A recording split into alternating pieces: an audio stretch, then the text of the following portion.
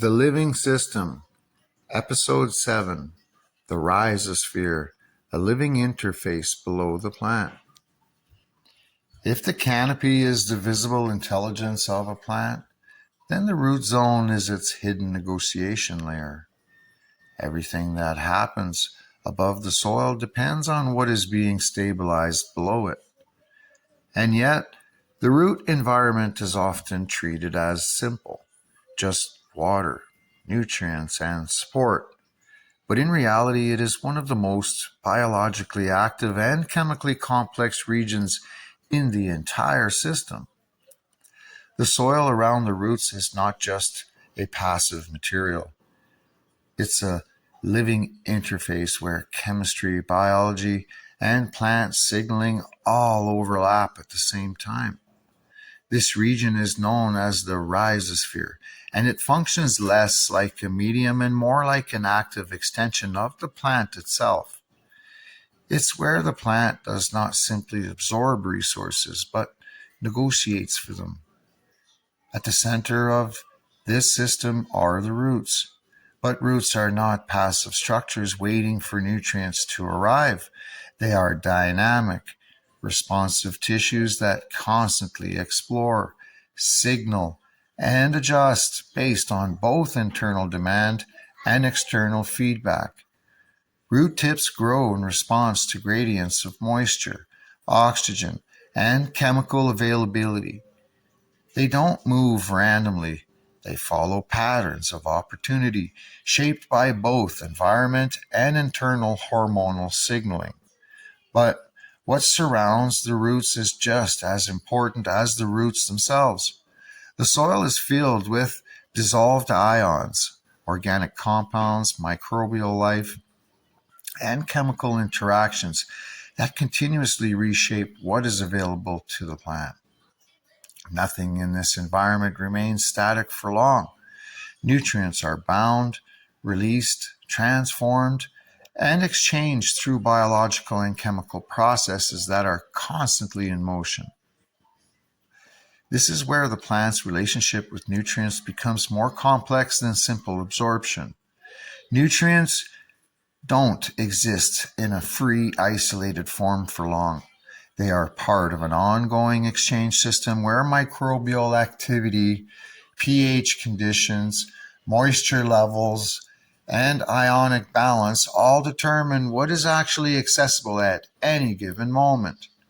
Within this environment, microbes play a critical role. Bacteria and fungi are not just passive inhabitants of the soil. They actively participate in nutrient cycling and breaking down organic matter, transforming compounds, and forming relationships with plant roots. Some of these relationships are beneficial, enhancing nutrient availability and improving uptake efficiency. Others are competitive or disruptive, altering the chemical balance in ways that can reduce plant performance. The plant does not simply tolerate this microbial presence, it interacts with it through root exudates, compounds secreted by roots into the surrounding soil. The plant actively shapes its microbial environment. These exudates can attract beneficial organisms, suppress harmful ones, or modify chemical conditions in the rhizosphere to improve nutrient availability. In this sense, the plant is not only receiving from the soil, it's also influencing the soil in return. This exchange creates a feedback loop between plant and environment. The roots shape the soil environment, and the soil environment shapes the roots. Neither exists independently of the other. Together, they form a single functional system. As nutrients move through this system, their availability is constantly influenced by ionic interactions.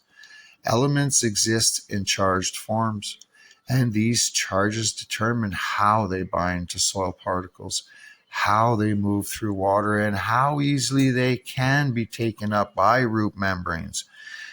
cations and anions interact in complex ways, competing for binding sites and influencing each other's mobility. This is not a simple matter of presence. It's a matter of chemical accessibility. This is where pH becomes a central regulator once again, but at a deeper level than surface measurements suggest. pH influences the charge balance in the soil solution, which in turn affects how nutrients are bound or released. A shift in pH does not just change numbers on a digital scale. It reshapes the entire chemical landscape surrounding the roots. Elements that were previously available can become locked. Others that were previously inactive can become suddenly mobile. The plant responds to these changes not by directly measuring pH, but by detecting the results of those changes through nutrient uptake, efficiency, and internal signaling feedback.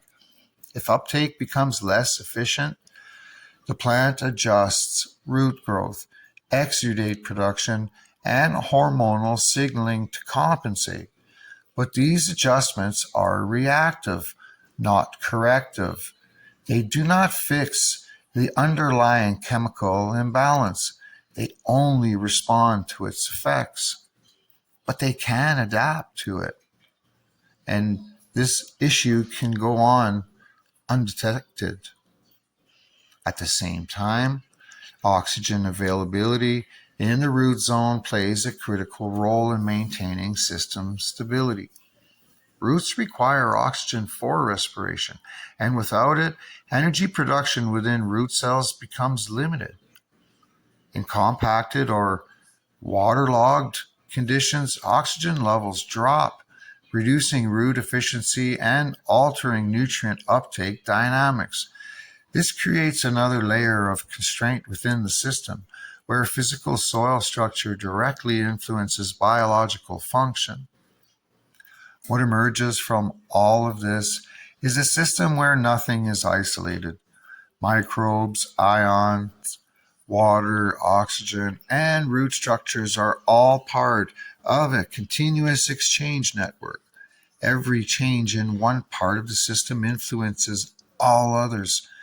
The rhizosphere is not a background condition. It's an active regulatory environment that determines how effectively the plant can access and use the resources around it. Even the structure of the root system itself is shaped by this environment. Roots do not grow uniformly. They expand and move into preferred zones of higher resource availability. They branch more heavily in regions where conditions are favorable and slow their expansion in less productive zones. This creates a spatial map of resource distribution that constantly evolves as the soil environment changes. In cannabis and other highly responsive plants, this system becomes especially important because root efficiency directly influences everything above ground. Canopy development, energy production, and even chemical expression are all downstream of root zone stability. If the rhizosphere is balanced, the entire system operates with greater coherence. If it is unstable, the effects propagate upward through every level of growth. But perhaps the most important realization about the rhizosphere is that it is not separate from the plant. It is part of the plant's extended biology. The boundary between root and soil is not a hard divide. It is a zone of interaction where biology and environment merge into a single functional system. And once this becomes clear, the plant can no longer be understood as something that exists in a container. It must be understood as something that actively constructs and maintains its own environment beneath the surface in real time through continuous biological exchange. And that environment is not just supporting the plant, it is shaping what the plant is capable of becoming.